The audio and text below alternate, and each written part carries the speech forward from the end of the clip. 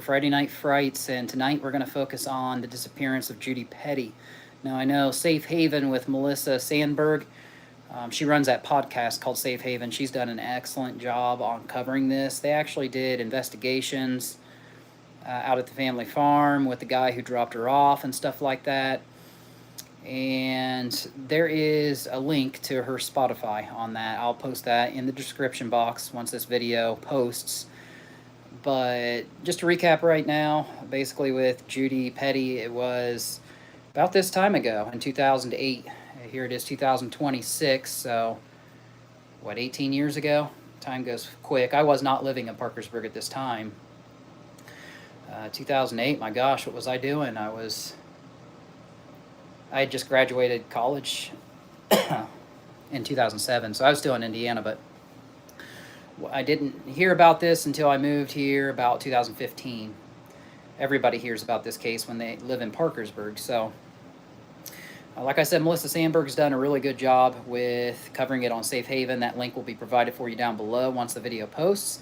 Let's recap this quickly. So, February 6, 2008, she is returning some overdue library books and I think a video and taking it to the library. And I think she left about varying times. I know the family initially said around 1 in the afternoon. I think maybe they came out and said it might have been closer to 3. And she takes them down there, and she's gone for a while.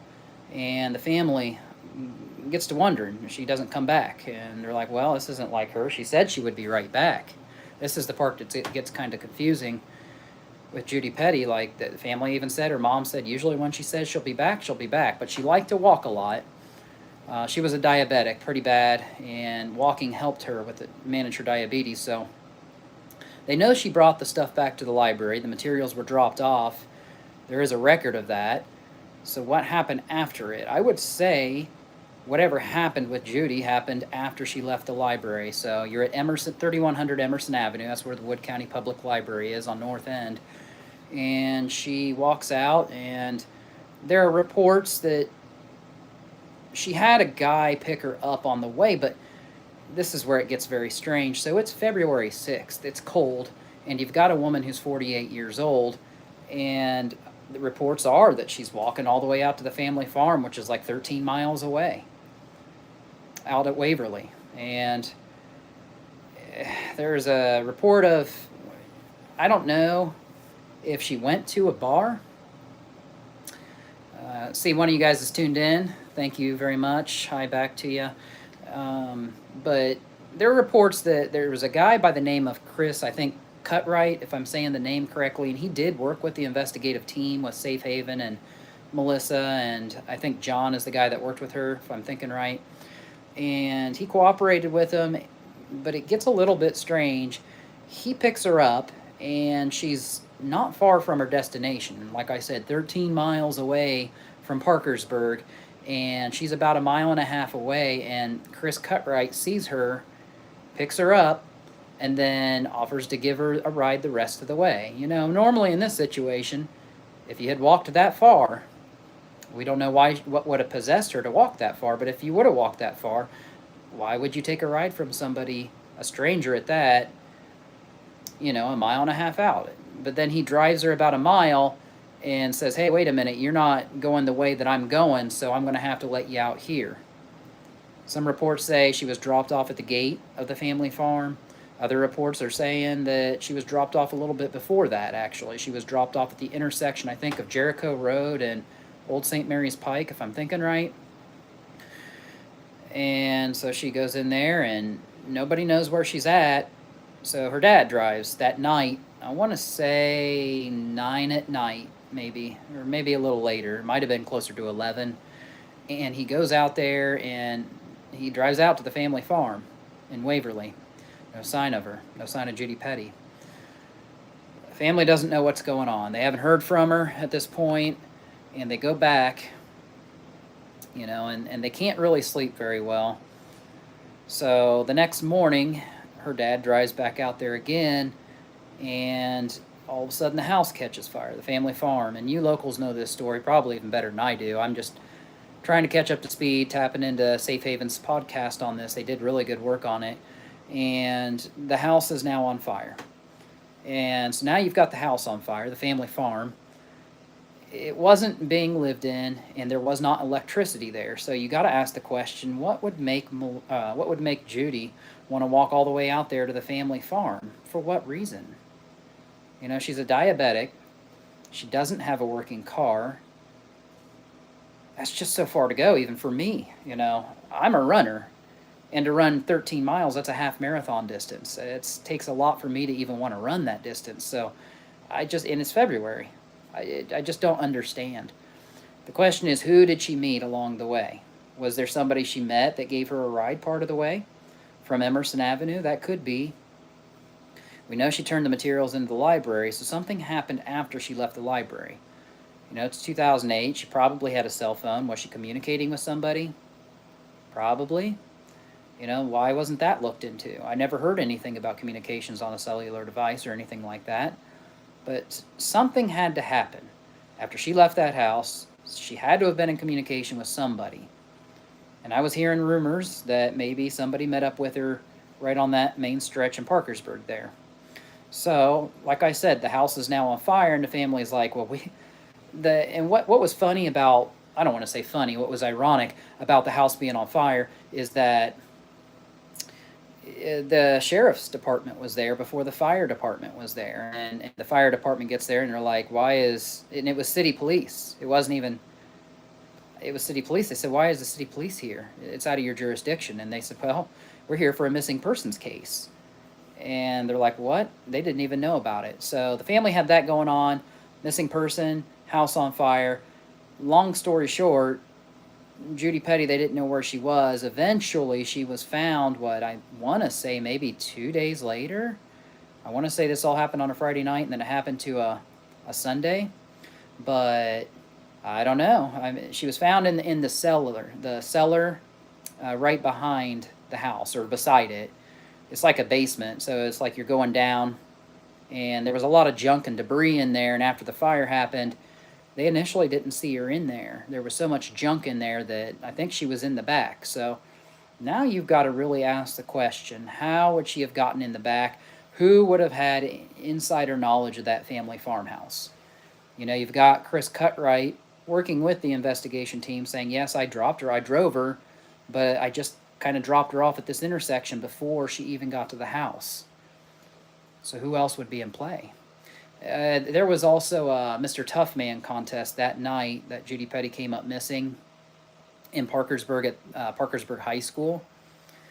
And I don't know if that has anything to do with it or what's going on, but it's just kind of odd that here it is, early February, and she's out walking 13 miles.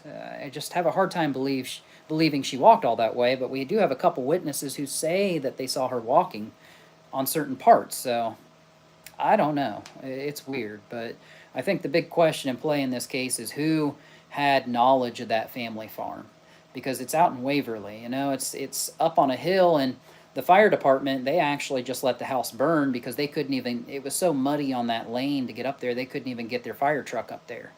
They couldn't run any water. There's a pond right behind the house, and they couldn't even get up there to extract the water from the pond to put the fire out because by the time the fire department was called, it was more than halfway burned already. So, I don't know. But who knows about that cellar? Somebody had to have insider knowledge of that house and her, and it had to have been somebody she knew well.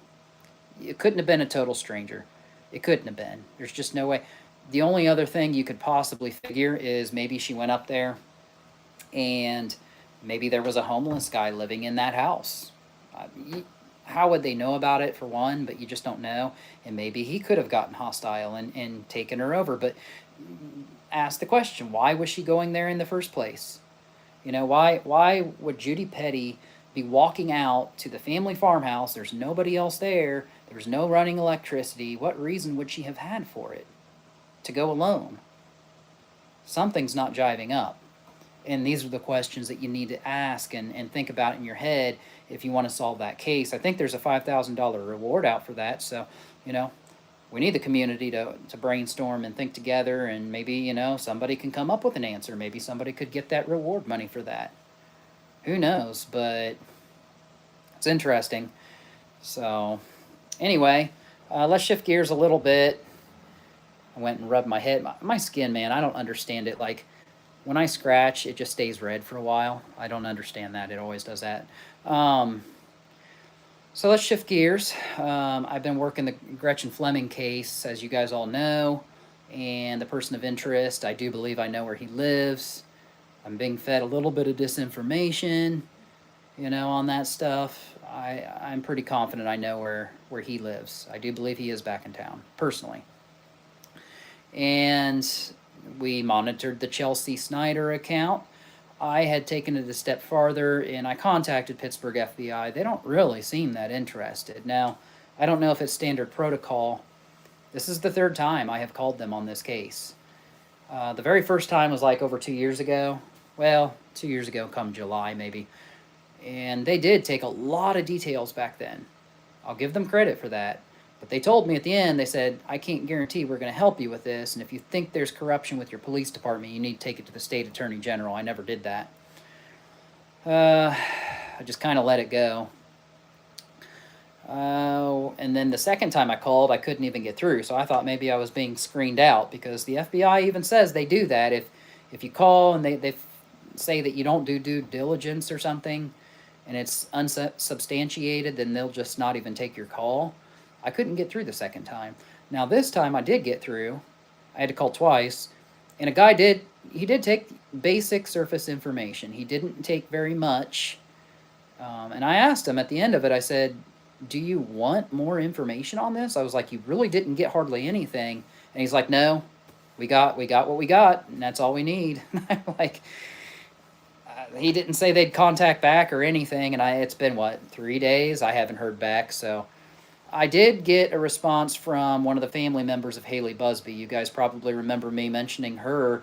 Haley Busby was the 17-year-old woman, teenager, who was found deceased at Hocking Hills State Park in Hocking County, Ohio. And the perpetrator in that case, who has been arrested, was Ty Thomas.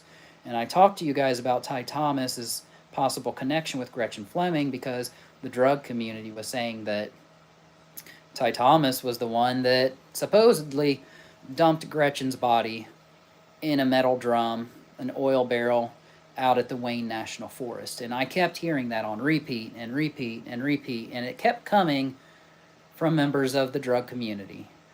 But I've always said that you want information, you go right to the source, and that community will provide it to you. They will tell you what happened. They will be honest with you. They will tell you what they think happened, and that's what I kept hearing. Ty Thomas, Wayne National Forest.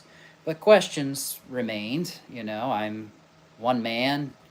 I can put boots on the ground. I did it in Parkersburg, different wooded areas and stuff, and we found some things for you guys who have followed us on our journey. We found it was called a spider hole or a foxhole, and then the city got a hold of it, and that's when James Zimmerman of the lead detective, called the guy who was with me and said, you can't search or you're going to be charged for impeding an active police investigation. So that scared him off.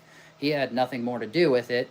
And the police also told the woman who did 300 searches that she was going to have to stop, and they followed her and harassed her until she stopped and backed off, and now things are fine.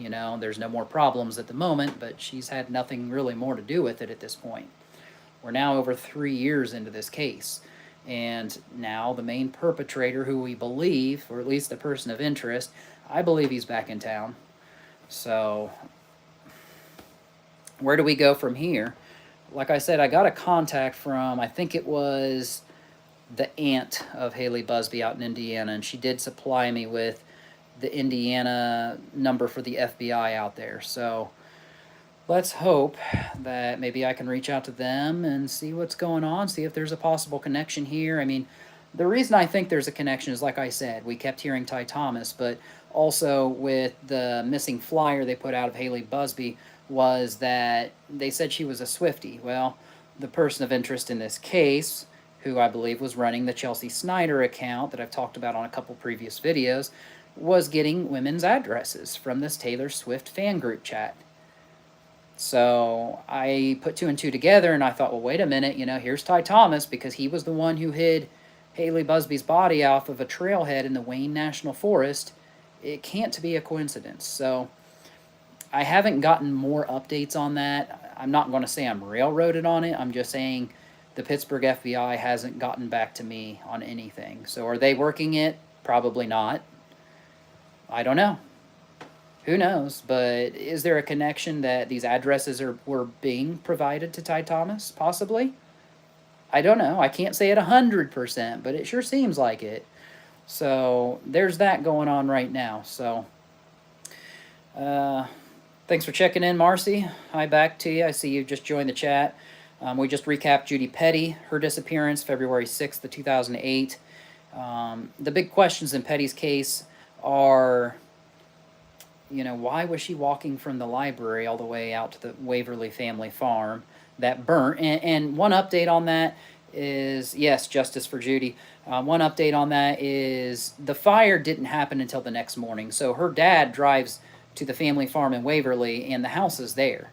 And he comes back the next morning, late in the morning. I want to say it might have even been 11 or almost close to noon, and the house is on fire at this point. So whoever could have done something to Judy the night before, probably, I would say, probably was the night before, may have come back and set fire to the building to conceal it.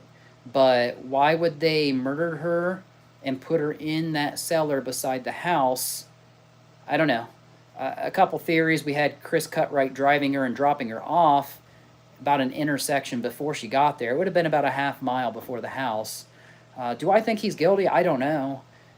They said he cooperated fully in the investigation, so it's hard to say. He did come from a bar that night, and they had the Tough Man contest in Parkersburg High School on February 6th. So, yeah, fire does destroy everything, including evidence. Yeah, it does, but you can still, a good investigator can still still move past arson and still find some things. You got to look at a timeline. You got to look at where the dead body was. In this case, it was in the cellar, an outcropping beside the house, and it was in the back. So, just looking at surface evidence like that, you can say somebody really tried to hide her, because it's not suicide. If Judy Petty wanted to commit suicide, why would she walk 13 miles away to the family farm, and why would she crawl in the back of the cellar behind all that junk? It just doesn't make sense. So there's foul play involved, otherwise the house wouldn't have been set to blaze after the deed. But who did it? And I don't know if cell phone records were looked at. We haven't really heard about previous relationships. We haven't really heard about any family involvement there. Were there 2 fires at that place? I don't know if there were 2 fires. I only heard of one that would have happened the next day, so February 7th. And in my head, I keep thinking it was a Friday when she left the library, and then she was found, I think, on Sunday, 2 days later, in the very back of the cellar. So I don't know, but those are questions we should be asking. And I think that somebody out there knows something out of all this time. There's got to be somebody she was connected with who could have had some reason for wanting to cause her harm. I don't know who it could have been. So if you're to ask me, was it Chris Cutright? Probably not, but you can't rule him out either.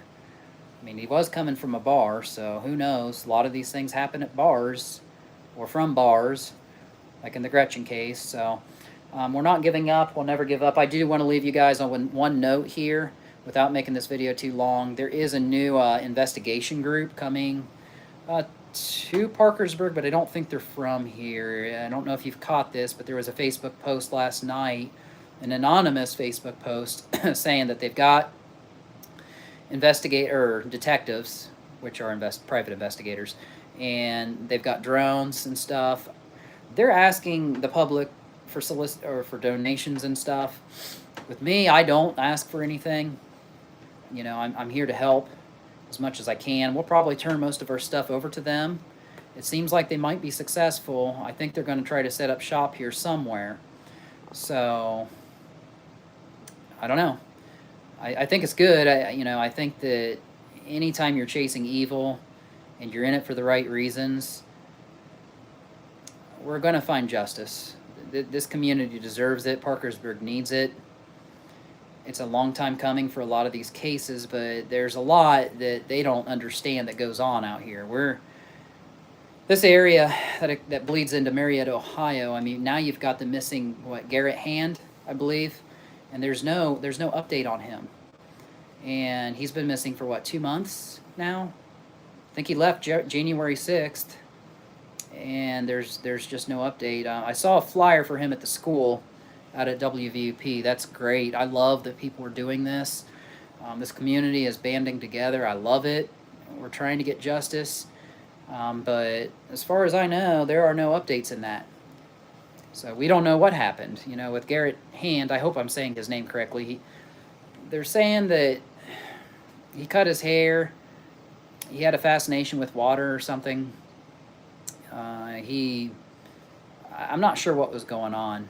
I don't know a lot about this case yet, but I'm going to try to jump into it and try to help any way I can. But my guess is he probably met somebody, and they probably drove off with him.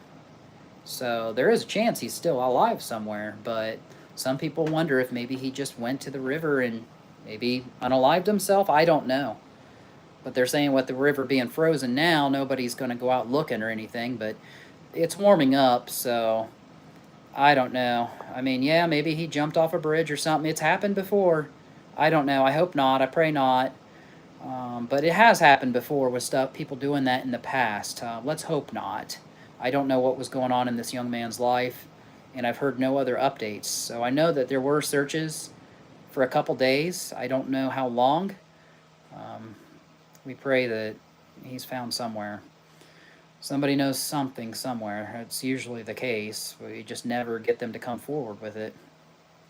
So anyway, that's pretty much all I got right now.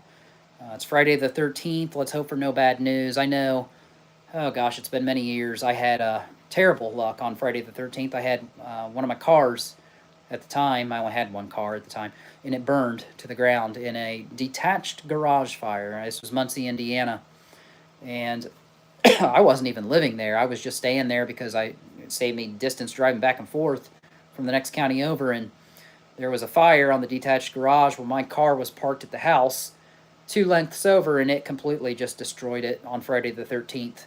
There have been a couple other Friday the 13ths I've had bad luck on. Not all of them, of course. So I'm hoping and I'm praying we have nothing happen here. Tomorrow, as you guys know, is Valentine's Day, and that snuck up on us pretty quick.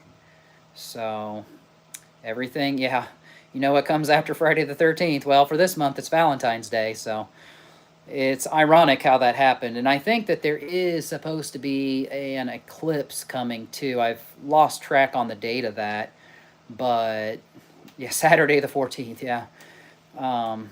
You'll have to check the eclipses. We're getting a couple cool ones this year. I think there's a Ring of Fire solar eclipse coming up, and there are a couple lunar eclipses. I want to say the one here in February, if it hasn't already passed, is supposed to be a lunar eclipse, but just check up on that. Lots going on in the news, as you guys know, with the Epstein files being released and disseminated, and stay vigilant. There's a lot going on. If you ever get time, look up Allie Carter on Truth Be Told on Rumble, and she keeps saying, fight for the kids. And I keep expanding that, fight for the women.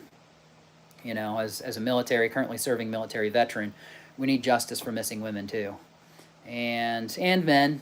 And men even. We've got missing men. I mean, Marietta, you look at Chris Schilling, that case was never solved, and I always said the Marietta PD was behind that one. He had he had a gunshot wound in the back of his head, and the police department tried to act like, oh, he fell down the banks of the Muskingum, and maybe a tree branch poked a hole in his head or something as he was tumbling down. No, I'm not falling for that. I smell corruption. They arrested him. Chris Schilling, he was 45, I believe. And this has been, the year after Gretchen came up missing, so December 26th, I think, of 2023, and he was arrested coming out of his bar that he worked at that night, and that Thursday night, and I think he was taken in for DUI or something, which was weird. He only made it a half a mile or a mile down the road, and they got him. So it seemed awfully weird they got him just like that. were probably staking out for people. And come Saturday, he was dead in the Muskingum River. They tried to act like he was hanging around druggies out back of that hotel, and nah. His best friend, I think by the name of Mac Whiteley, said that he never hung around drugs like that. So something happened, and I've got my theories, but we never got answers in that case either. So now you've got two cases out of Marietta in the last few years, Chris Schilling and I think Garrett Hand now. So this seems to be a hub for people going missing and murdered and no answers being delivered. So it's kind of nice we've got this new investigation team. They're called West Virginia Investigations, I think is what it's called. And they have a TikTok as well. They went live tonight. I think they're coming out with more Sunday. They've got more resources than I do. I don't have money. I'm in great, excellent shape, and I am going for I'm going for a criminal justice degree. To be a private investigator, you don't need a full degree. I think really anybody could just pay $150 and maybe take 2 years of classes, if I'm not mistaken. So you could go for the associates, I suppose. But regardless, I'm going down the road, and we're going to get justice on a lot of these cases. I don't care how long it takes. I don't care how much work I have to do. It's going to happen, and it's not about me. I don't care. I make no money from any of these videos. YouTube won't let me monetize. They say I have harmful content, conspiracy theories, and then TikTok's the same way. I'm on my 4th account on TikTok. So it's an uphill battle. It's a fight, but I'll never give up. I made a promise on the Gretchen Fleming case that I would never stop until that case is solved, and let's just hope it's solved. I think that with Haley Busby being found, I think we're one step closer to getting solved in that case. I really do. But who knows? I mean, until I can get up to Hocking Hills, my truck is currently down. The brake line is busted, so I've got to take that in, get that repaired. That's been about a month. So I've been kind of lazy with that, honestly. But yeah, so anyway, that's all I got. I appreciate you guys. Happy Friday the 13th. Hopefully no bad luck tonight. And have a great Valentine's Day. Do something fun. You know, hang out with the people that you love. You know, just do something good for somebody. Appreciate you guys as always. Thank you for your time on this video. And be safe. And I'll come out with more updates as soon as I can. Godspeed, everybody.